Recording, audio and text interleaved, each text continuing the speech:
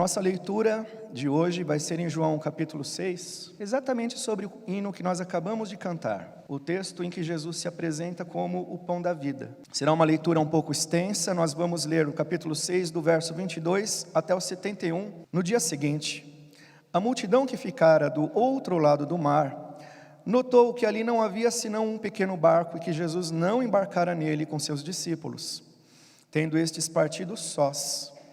Entretanto, outros barquinhos chegaram de Tiberíades, perto do lugar onde comeram o pão, tendo o Senhor dado graças. Quando, pois, viu a multidão que Jesus não estava ali, nem os seus discípulos, tomaram os barcos e partiram para Cafarnaum à sua procura. E tendo-o encontrado no outro lado do mar, lhe perguntaram: Mestre, quando chegaste aqui? Respondeu-lhes Jesus: em verdade vos digo, vós me procurais, não porque vistes sinais, mas porque comestes dos pães e vos fartastes. Trabalhai, não pela comida que perece, mas pela que subsiste para a vida eterna, a qual o Filho do Homem vos dará. Porque Deus, o Pai, o confirmou com o seu selo. Dirigiram-se, pois, a ele, perguntando: que faremos para realizar as obras de Deus? Respondeu-lhes Jesus: a obra de Deus é esta, que criais naquele que por ele foi enviado. Então lhe disseram eles: que sinal fazes para que o vejamos e creiamos em ti? Quais são os teus feitos? Nossos pais comeram o maná no deserto, como está escrito, deu-lhes a comer o pão do céu. Replicou-lhes Jesus: em verdade vos digo, não foi Moisés quem vos deu o pão do céu, o verdadeiro pão do céu é meu Pai quem vos dá. Porque o pão de Deus é o que desce do céu e dá vida ao mundo. Então lhe disseram: Senhor, dá-nos sempre desse pão. Declarou-lhes, pois, Jesus: eu sou o pão da vida. O que vem a mim jamais terá fome, e o que crê em mim jamais terá sede. Porém, eu já vos disse que, embora me tenhais visto, não credes. Todo aquele que o Pai me dá, esse virá a mim, e o que vem a mim de modo nenhum lançarei fora. Porque eu desci do céu, não para fazer a minha própria vontade, e sim a vontade daquele que me enviou. E a vontade de quem me enviou é esta, que nenhum eu perca de todos os que me deu. Pelo contrário, eu o ressuscitarei no último dia. De fato, a vontade de meu Pai é que todo homem que vira o Filho e nele crer tenha a vida eterna, e eu o ressuscitarei no último dia. Verso 41. Murmuravam, pois, dele os judeus, porque dissera: eu sou o pão que desceu do céu. E diziam: não é este Jesus, o filho de José?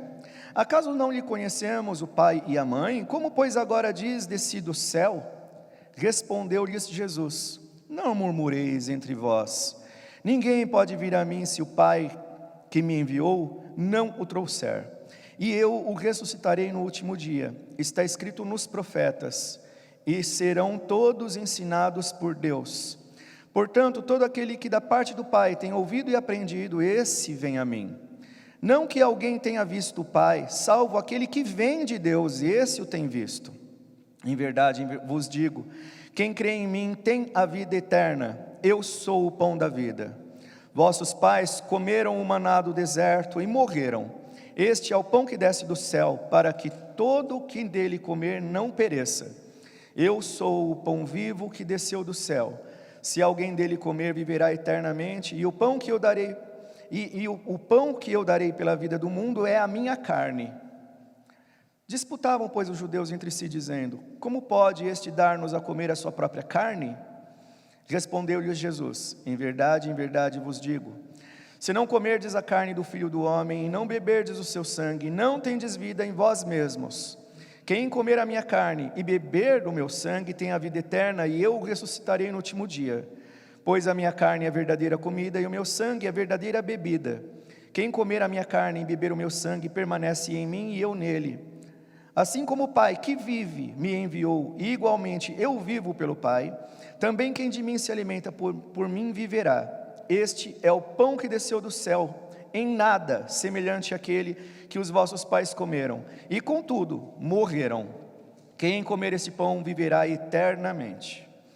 Essas coisas disse Jesus quando ensinava na sinagoga de Cafarnaum. Verso 60.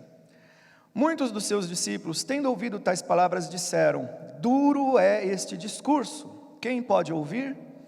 Mas Jesus, sabendo por si mesmo que eles murmuravam a respeito de suas palavras, interpelou-os: isso vos escandaliza?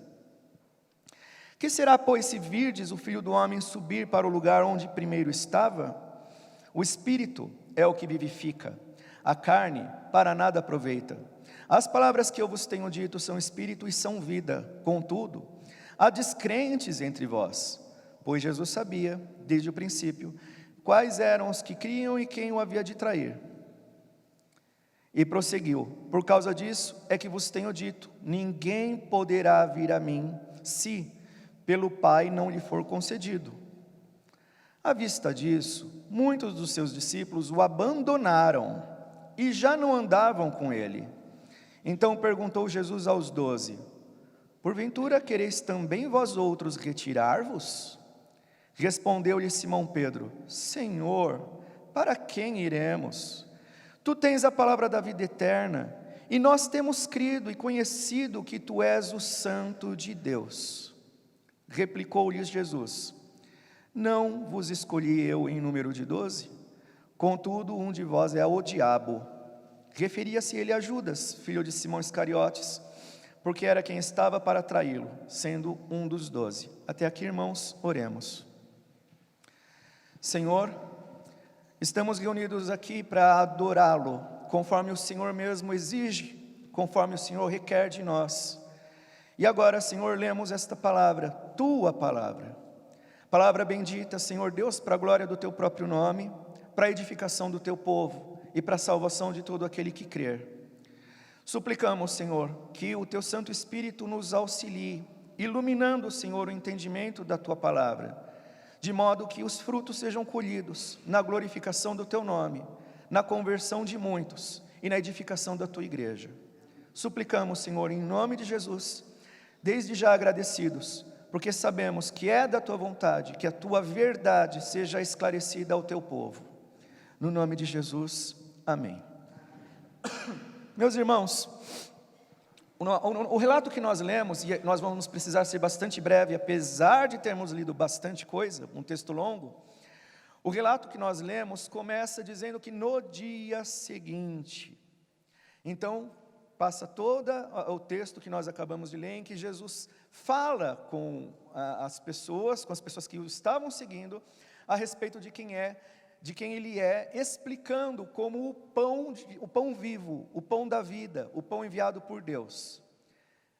É interessante e importante nós observarmos o porquê no dia seguinte, porque o contexto aqui é o sonho de consumo da maioria das igrejas. Tinha pelo menos 5.000 pessoas seguindo Jesus. Jesus estava num ponto do seu ministério em que ele estava bastante afamado. As pessoas queriam segui-lo. E o contexto aqui explica muito bem o porquê que as pessoas o queriam segui-lo e como Jesus reagiu diante disso. Então, na véspera ou nos dias imediatamente anteriores a esse acontecimento em que Jesus faz esse discurso, Jesus tinha pregado a respeito da sua missão, e as pessoas disseram: esse discurso é duro, e mesmo assim continuaram seguindo Jesus. Ele tinha atravessado o mar da Galileia, a multidão insistia em seguir Jesus, onde ele ia, a multidão ia atrás. Por quê?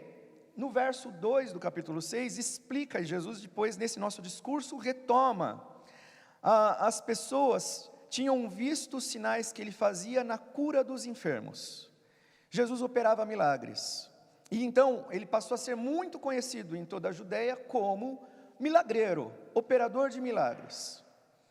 Então, na véspera, as pessoas seguindo Jesus, num certo momento ele se assentou num morro, 5.000 pessoas ao seu redor, e ele multiplicou 5 pães e 2 peixes para alimentar todo mundo. Diante daquele sinal, a multidão ficou empolgada. queria proclamar Jesus rei, mas Jesus se retirou dali sozinho. E no final do dia, Jesus se retirou sozinho, e no final do dia, então, os discípulos desceram daquele morro, foram para o mar, e de noite, mar agitado, Jesus veio até eles andando sobre as águas. É aquele relato em que Pedro anda ao encontro de Jesus sobre a água, tem um momento de vacilo, afunda e Jesus o segura. O cenário aqui é um cenário de uma grande multidão seguindo Jesus. Como eu disse, isso é sonho de consumo para muita gente, muita igreja, gente que quer ver a igreja lotada, e enfim, inclusive usando estratégias bastante questionáveis para isso. E aí então, os primeiros versos 22 a 25, descrevem a multidão procurando Jesus. Se nós formos simplificar a análise disso, até aqui isso é bom. Puxa vida, as pessoas estão buscando Jesus. Muita gente indo atrás dele, muita gente indo até Jesus, isso parece ser bom. E então, no verso 26, Jesus Cristo lida de uma forma, com toda essa multidão o procurando, ele lida com isso de uma forma diferente do que seria esperado.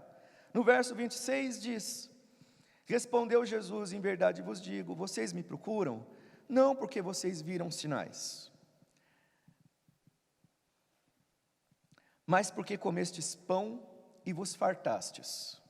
Aqui a gente precisa chamar atenção para o que o apóstolo João, autor do Evangelho, ele recorre muito à palavra sinal. O que ele quer dizer com a palavra sinal? Nesse Evangelho, o evangelista, o apóstolo João, ele prefere usar a palavra sinal para descrever os milagres de Jesus. Por que sinal? Porque os milagres de Jesus descritos no Evangelho têm um propósito muito claro. São uma forma de pregação. Jesus não faz milagre simplesmente por misericórdia ou compaixão. Até porque ele não curou todo mundo, ele não atendeu todo mundo. E muitas vezes ele exerceu o poder de cura, o poder de multiplicar pães, o poder de atender necessidades das pessoas, movido sim por misericórdia, mas sempre com o claro propósito de, através desse sinal, uma verdade a respeito de quem ele é, a respeito do que as pessoas são, ser esclarecida para as pessoas. Então, quando Jesus multiplicava pães ou curava as pessoas, existe sempre uma mensagem naquilo. É um sinal que testifica, que dá testemunho a respeito de quem Jesus é. Tudo é muito bem pensado, planejado de acordo com a providência de Deus. E então, Jesus expõe a falsidade daquelas pessoas. Vocês estão me seguindo porque eu satisfaço suas necessidades, porque eu multipliquei pães e vocês comeram. No verso 2, porque eu operei milagres. Vocês estão me seguindo, na verdade é por interesses terrenos, por interesses a respeito de necessidades dessa vida. Então Jesus vai usar esse gancho, essa verdade, essa realidade de que aquela grande multidão estava atrás de Jesus de dia e de noite. O tempo todo, Jesus atravessava o mar, as pessoas contornavam e iam atrás. Jesus ia no monte, as pessoas subiam no monte. As pessoas estavam ansiosas por Jesus, inclusive querendo que ele se tornasse rei. Mas isso não era do interesse de Jesus. Glória humana não interessa ao Senhor. O nosso Senhor, inclusive, disse: meu reino não é neste mundo ou deste mundo. Então, o Evangelho não é para satisfação, ou a obra de Cristo, não é para satisfação dos nossos anseios mundanos. Então, aqui a gente pode fazer algum paralelo, a gente vai continuar na meditação do texto, mas a gente vai já fazer um paralelo que aponta para uma infelicidade de que, assim como a maioria daquelas pessoas, mais de 5.000 pessoas que estavam seguindo Jesus nesse contexto, assim como aconteceu ali, muita gente segue a Jesus não é porque está seguindo ao Senhor Jesus, não é pelo Evangelho, não é pela causa do reino de Deus, não é por causa da glória de Deus, não são pelos motivos da salvação ou da eternidade, é porque você quer um bom emprego, você quer segurança, você quer pão, você quer saúde. Muita gente segue a Jesus, porque Jesus é uma bengala para as suas necessidades. Muita gente faz isso. A gente vai examinar o texto e vai chegar nessa constatação denunciada pelo Senhor ao longo da sua fala.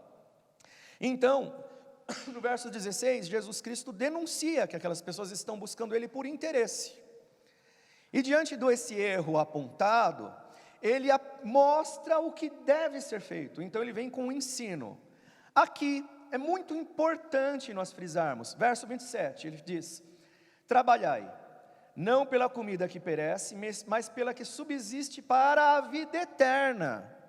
Jesus está instigando, estimulando, exortando aquelas pessoas que estão seguindo a Ele de uma forma, uma multidão. Trabalhem, não pela comida que perece, não gaste a sua vida pelas coisas efêmeras, mas trabalhe por aquilo que é para a vida eterna, a qual o Filho do Homem vos dará. Jesus está dizendo em que aquelas pessoas, a que aquelas pessoas devem se dedicar. E aí então Ele deu esse ensino. E aí, pessoas daquela multidão, a gente pode dizer que foi o sentimento, a reação da maioria daquelas pessoas, no verso 28, mostra uma pergunta que parece piedosa. Dirigiram-se a Ele e perguntando: o que nós podemos fazer para realizar as obras de Deus? Tá bom, se nós devemos então trabalhar pelas coisas que não perecem, e sim pelas que são para a vida eterna, ouvimos, entendemos essa palavra de Jesus, mas então como nós fazemos isso? Aquela multidão perguntou, e Jesus deu uma resposta que com certeza foi frustrante. Verso 29, respondeu Jesus: a obra de Deus é essa, que creais naquele que por Ele foi enviado. Pausa. Por que frustrante? Porque a multidão perguntou: o que nós devemos fazer? Jesus olha para aquela multidão, sonho de consumo de pastores, de líderes de igreja, e diz: nada, é obra de Deus, não sua. A obra de Deus é essa, que creiais naquele que por Ele foi enviado. No reino de Deus, embora no verso 27 Jesus tenha dito que nós devemos trabalhar pelas coisas da salvação do reino, como é que se começa fazendo esse trabalho? Aqui Jesus Cristo humilha a todos nós, porque a respeito do reino de Deus, se primeiro Deus não operar nas nossas vidas, concedendo a nós a fé no Senhor, e Ele vai explicar como acontece esse processo, que é milagroso. Se primeiro não acontecer o ato de Deus, de conceder a fé no Senhor Jesus Cristo, não há nada que nós possamos fazer a respeito do reino de Deus ou da salvação. Então eles fazem uma nova pergunta bastante descabida. Então Jesus Cristo diz que é obra de Deus, que como obra de Deus, então, as pessoas, por consequência da obra de Deus, as pessoas creriam em Jesus. Agora, então, eles fazem uma pergunta descabida, versos 30 e 31. Que sinal você faz para que vejamos e creiamos em você?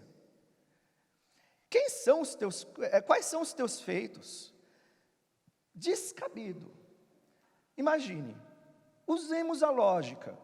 Aquelas pessoas viram a multiplicação de pães, de peixes, viram milagres de Jesus. Eram milhares de pessoas seguindo ao Senhor, porque estavam testemunhando do tempo todo dos seus sinais.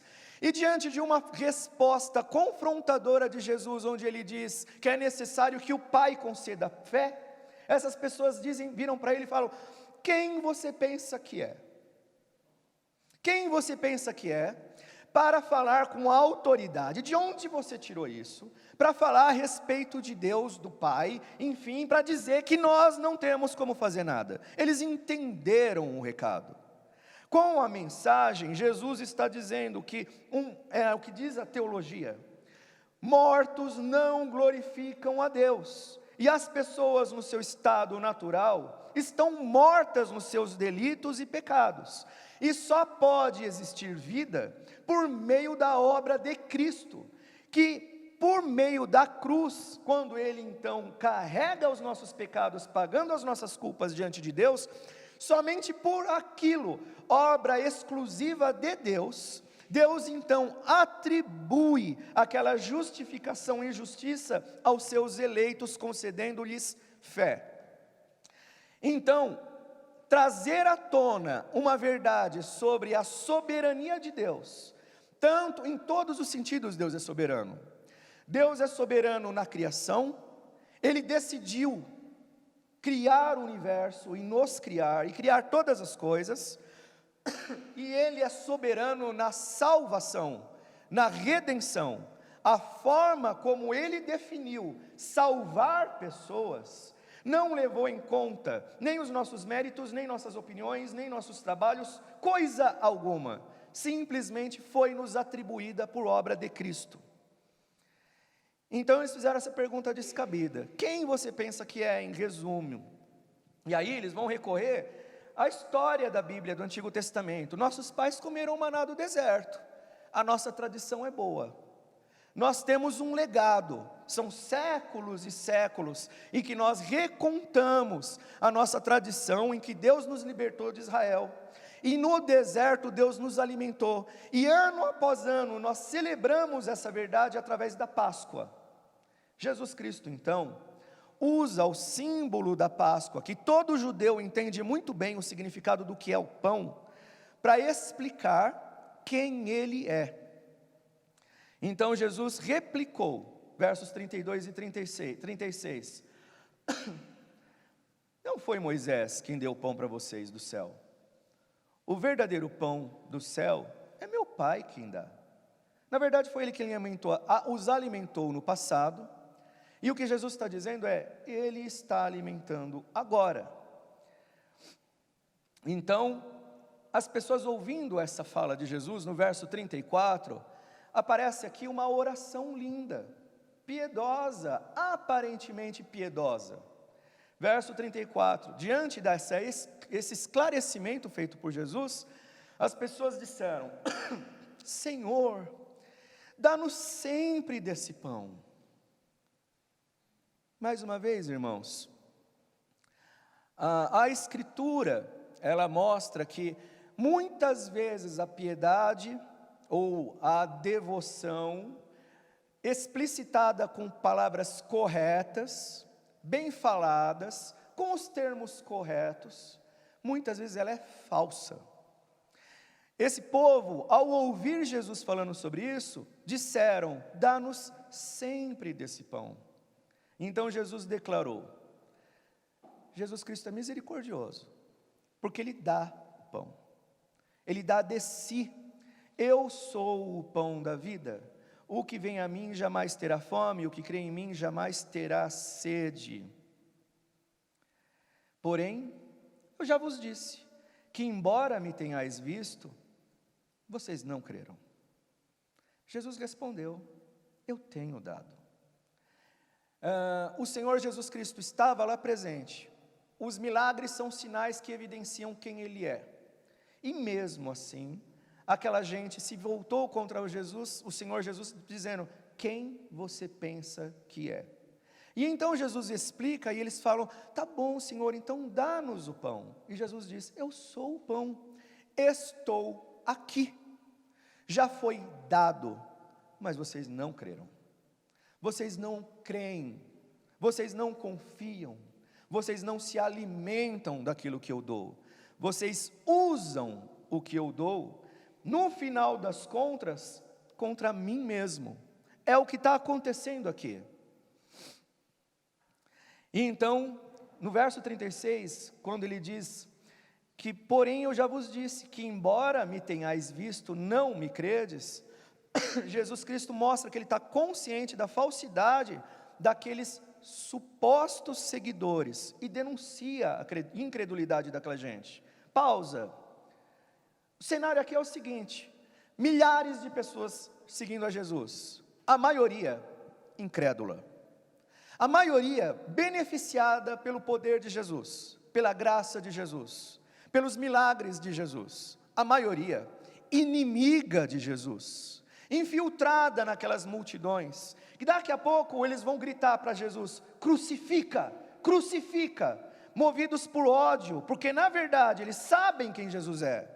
Mas o fato de Deus Pai ter mandado Jesus ao mundo, isso é humilhante para as pessoas, porque mostra que na verdade elas são pecadoras perdidas nos seus pecados, e dependem única e exclusivamente da graça, da misericórdia, da compaixão, do amor de Deus, para serem admitidas como povo de Deus.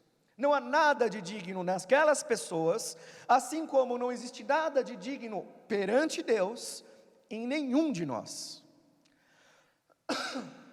E então, quando as pessoas dizem: dá-nos esse pão, Jesus Cristo retoma uma afirmação de que todo aquele que o Pai me dá, esse virá a mim, e o que vem a mim de modo nenhum lançarei fora. Normalmente as pessoas usam esse texto mais ou menos para justificar que ninguém se perde, o que é verdade, salvo, sempre salvo. Mas o que Jesus Cristo está dizendo aqui no contexto é o seguinte: vocês não podem vir até mim, vocês não podem se satisfazer com o que eu vos ofereço, se o Pai não trouxer. Agora, se o Pai trouxer, quem Ele trouxer, não vai se perder.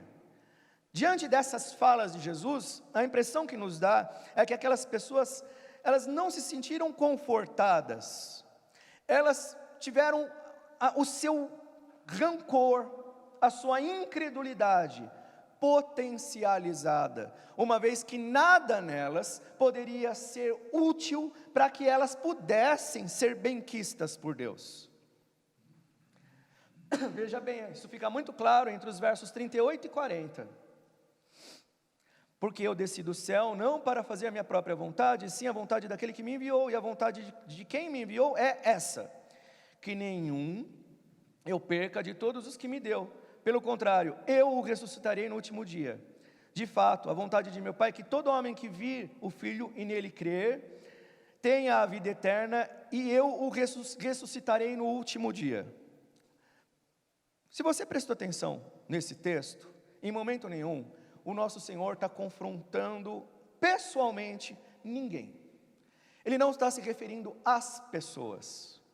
Ele está o tempo todo explicando e se referindo ao ministério dele e do Pai, como Deus trabalha. Ele está explicando como que funciona o processo divino de eleição e de salvação, o que Deus faz para que as pessoas sejam salvas. Como então as pessoas reagiram? Primeira palavra do verso 41, murmuraram. Quando eu disse a evidência de quem Deus é e dos atos de Deus na salvação, potencializaram a inimizade natural que aquelas pessoas tinham contra o Senhor. A pregação do Evangelho, o esclarecimento sobre quem Deus é e quem nós somos, produz dois frutos principais, ou um ou outro, na vida de qualquer ouvinte. Não existe alguém que não tenha um desses frutos. No caso do eleito, você vai fazer, a gente vai ter que acelerar porque de manhã é mais curtinho. No caso do eleito, conversão. Quem é eleito de Deus, que o Pai chamou para Jesus, vai receber o Evangelho e vai ser ofendido na sua dignidade, vai ser ofendido na sua necessidade de glória própria, de autoexaltação, que todas as pessoas têm. Uma necessidade carnal e pecaminosa de ocupar o lugar de Deus, de ser o Senhor da sua vida, de ser autônomo no seu destino, de receber elogios e méritos por aquilo que você faz, de ser celebrado. Isso faz parte da essência da tentação que o diabo cultivou no Éden: sereis como Deus. O desejo humano de ocupar o lugar de Deus. Quando nós ouvimos o Evangelho, isso é despedaçado, porque o Evangelho exige de nós negarmos a nós mesmos, humilhação, arrependimento. Diante de Deus nós somos mortos, somos pó. Primeiro então fruto, no eleito, sempre é ofensa, mas ofensa seguida de regeneração.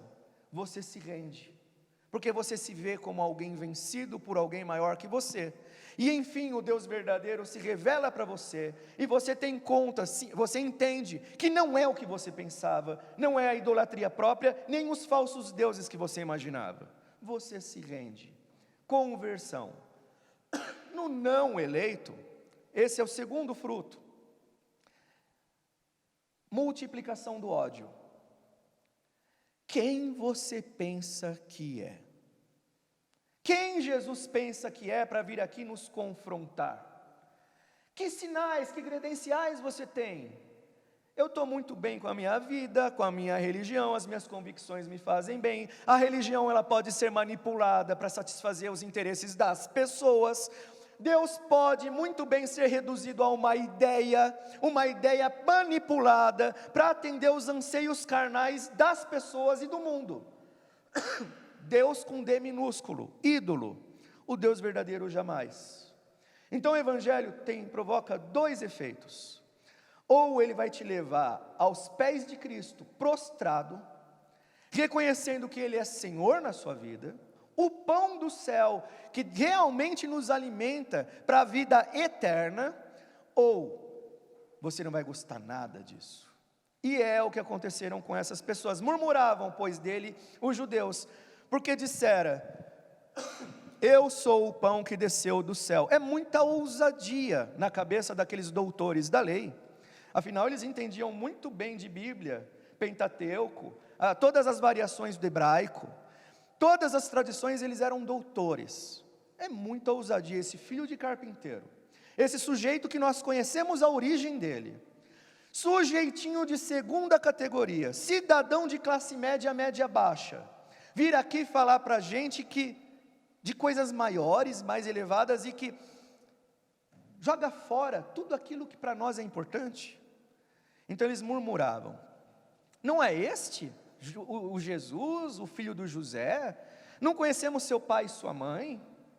Nós sabemos, ele é um sujeitinho, mora lá em Itaquera. Quem ele pensa que é, para vir aqui e montar uma banca?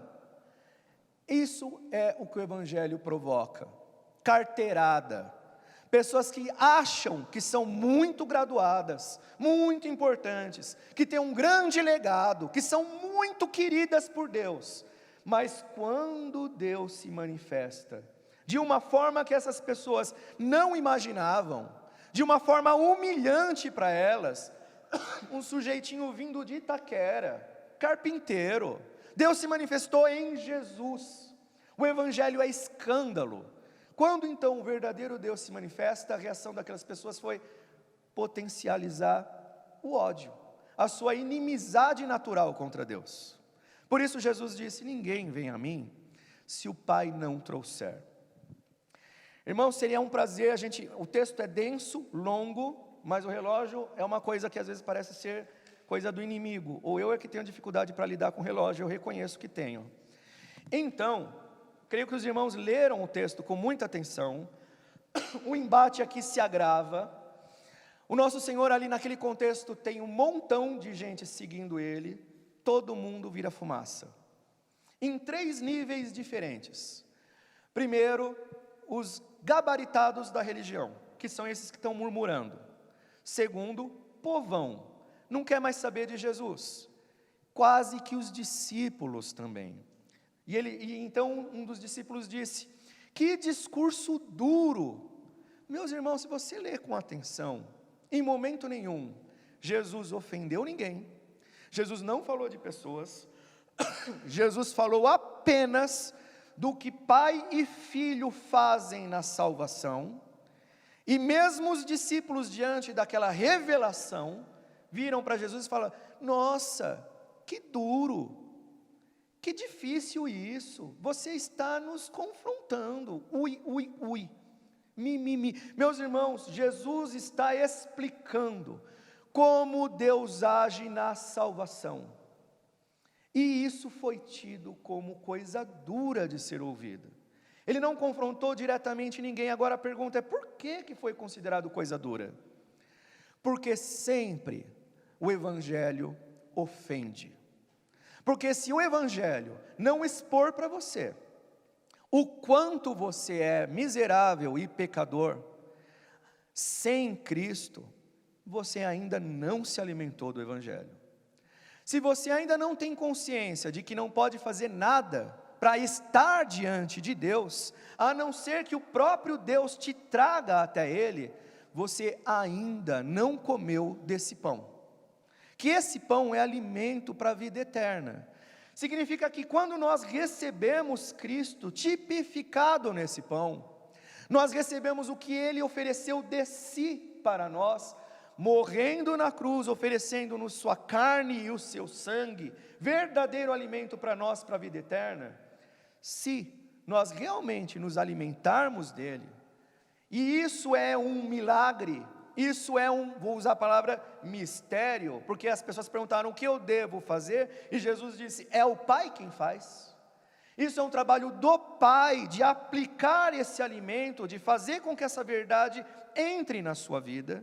Quer dizer, muita gente está gastando muito esforço para tentar convencer racionalmente todos os aspectos do Evangelho. Isso é impossível, porque o Evangelho só pode ser recebido por você, que o Evangelho é um milagre, através da operação soberana do próprio Deus. É ato divino, não é ato humano. E aqui fica para nós, então eu vou para as aplicações. Muita gente pode estar muito interessada em seguir a Jesus por interesse, mas Jesus não está interessado nesse tipo de gente. Jesus não quer que a gente encha a igreja através de coisas que agradam pessoas. Ele quer simplesmente que preguemos o Evangelho. Se Jesus não está interessado em falsa devoção, gente que busca por interesse, aqui então vou fazer uma pergunta para autocrítica: como é a tua devoção? Vamos analisar a tua oração.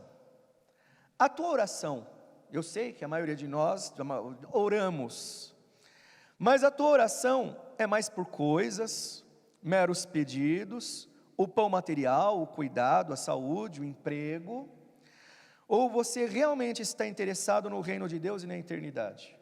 Quando você ora, por que você ora? Quais são as coisas que fazem parte da sua oração? Apenas coisas desse mundo? Coisas efêmeras? Então a pergunta continua: em que você é diferente daquela multidão? Será que se não fossem suas necessidades físicas ou materiais, você estaria seguindo Jesus? A nossa devoção tem que ser interessada especialmente nas coisas do reino de Deus. A nossa oração tem que ser voltada para a eternidade e especialmente interessada na pessoa de Jesus. Não no que Jesus faz, no que Jesus é. Segunda aplicação, aqui eu preciso explicar melhor sobre o que Jesus faz, porque é impossível termos comunhão com Cristo, senão através do que Ele faz. Mas a obra de Cristo não é emprego, saúde, coisas. A obra de Cristo foi a cruz. É a tua redenção. É impossível termos comunhão com Deus, com Cristo, senão por obra de Cristo, na cruz. Então a nossa devoção deve estar centrada na cruz, não nas coisas efêmeras da vida. Segunda aplicação: tanto a salvação como o conhecimento de qualquer pessoa sobre as verdades de Deus, plenamente reveladas em Cristo, são atos soberanos de Deus. Então, os crentes, a igreja, devem então apenas ser fiéis àquilo que receberam, tendo a missão de pregar e viver fielmente o Evangelho de Cristo, conscientes de que o Pai fará o seu trabalho exclusivo dele na conversão das pessoas. Então, não queiramos fazer o trabalho de Deus, mas façamos o nosso trabalho. Quando Jesus fala, é somente o Pai que leva pessoas a Cristo, então tem gente maluca, no meio reformado inclusive, que vê com isso algum tipo de problema com evangelização. No final das contas Deus vai trazer os eleitos mesmo. Acontece que Deus estabeleceu um meio, a igreja é portadora do Evangelho, mas a igreja não converte ninguém. Cabe a nós sermos fiéis naquilo que Deus nos deu. Se a igreja não pregar, prestaremos contas, as pessoas não receberão o Evangelho. Mas a igreja pregando, e quando a gente diz igreja, não é a gente no púlpito só, igreja, você, a igreja pregando é para nós termos plena consciência de que Deus fará o seu trabalho. Não é você que converte ninguém, você não precisa ser um erudito, você precisa ser apenas fiel. Conheça bem o Evangelho, sirva o Evangelho, pregue o Evangelho e seja um instrumento de Deus na salvação das pessoas, porque Ele operará a salvação nas vidas de quem Ele decidir operar. Jesus é o pão da vida, e como nos alimentamos dele? Praticando os meios de graça. Jesus dá a resposta de Pedro, versos 68 e 69. Respondeu Simão Pedro: Senhor, para quem iremos? Tu tens a palavra da vida eterna, e nós temos crido e conhecido que Tu és o Santo de Deus. Como nos alimentamos do pão que Jesus é? Palavra de Deus. Ele fala conosco e nos alimenta pela palavra. Pedro reconhece isso. Para onde iremos? Só o Senhor tem palavra de vida eterna. Por vezes Ele pode até nos confrontar, mas Ele sempre estará alimentando, pastoreando, cuidando do seu povo. Não fuja, se alimente, busque na palavra de Deus. E nós temos crido e conhecido. Pedro faz uma distinção entre crer e conhecer. Crer, o Pai nos deu a fé, dom de Deus, nós cremos no Senhor, não devemos buscar ao Senhor por aquilo que Ele pode fazer nas nossas vidas, na efemeridade das coisas materiais. Nós temos que buscá-lo, servi-lo, por causa das coisas que importam para Ele, reino de Deus. Crer e conhecer. Nós temos que nos aprofundar no conhecimento da vontade do Senhor, plenamente revelado ao longo das Escrituras, para vivermos fielmente a Ele. É assim que nós nos alimentamos do pão que Ele nos dá. Então, irmãos, essa é a palavra para essa manhã. Que o Senhor nos abençoe. É possível multidões seguirem a Jesus, quando na verdade aquela multidão não interessa a Jesus. Quando Jesus se revela de fato, muitos desses pregadores evangélicos que você vê na televisão são inimigos do Senhor. Quando a verdade de Cristo se manifesta, o ódio deles não é o ódio contra você, é o ódio contra o Senhor da igreja, que vai se manifestar contra você. Mas o principal inimigo dos falsos cristãos, falsos profetas, falsos mestres, é o próprio Cristo. Devemos fazer a nossa parte, simplesmente ser fiéis, obedecendo ao Evangelho, servindo ao Senhor, tendo como base o que é importante, não para nós, mas para Ele mesmo. Que o Senhor nos abençoe.